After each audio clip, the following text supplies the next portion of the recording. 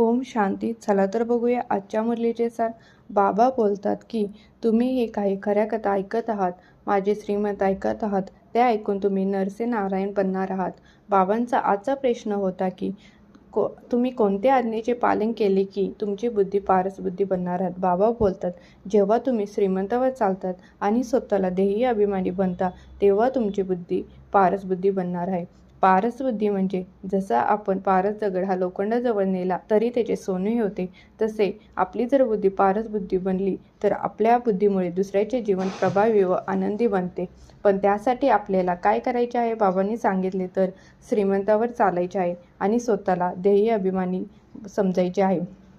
भारत आता पूर्ण काळा झाला आहे, कारण तो कलियुग झाला आहे. आधी तो सतयुग होता, खूप धनवान होता आणि एकच धर्म होता, तो म्हणजे देवता धर्म.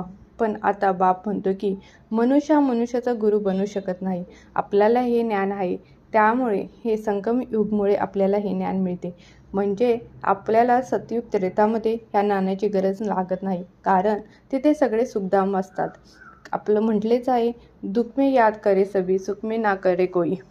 आणि बाबा बोलतात 5000 वर्षापूर्वीचे एक कल्प असते, म्हणजे 5000 वर्षाचे एक कल्प असते आणि हे चक्र फिरतच असते. आणि मनुष्य हा मनुष्याच्या जन्माला येतो, ना की तो कोणत्या कुत्त्या बिल्लीच्या जन्माला येतो. आपल्याला हे माहीत आहे, कारण जर आपण आंब्याचे बी पेरले तर त्याला आंबेच येतात. तसे मनुष्याचा आत्मा जर निघून गेला तो दुसरा जन्म मनुष्याचाच घेतो.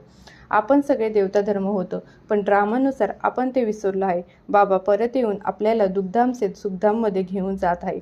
बाबा सांगतात, जेव्हा सतयुगमध्ये होता तेव्हा तुम्ही सगळे हेल्दी वेल्दी होता, पण जसे काही आपण या सिड्या खाली उतरत आले आहोत तसे आपली पारसबुद्धी ही पत्तरबुद्धी बनलेली आहे. आज बाबा आपल्याला आपलीच ओळख करून देत आहेत, म्हणजे आपण काय होतो आणि आता काय झालो आहोत. म्हणजे आपल्याला परत कसे पत्तरबुद्धीचे पारसबुद्धी बनायचे आहे ते बाबा आपल्याला ह्या मुरलीमधून सांगत आहे. बाबा बोलतात, मनुष्य कधी भगवान नाही होऊ शकत. पतीचे पावन फक्त शिवबाबा आपल्याला बनवतात. लोक पूजा अर्चा करतात, पण त्यांना भगवान कोण आहे आणि त्यामागची हिस्ट्री काय आहे हे काहीही माहीत नाही.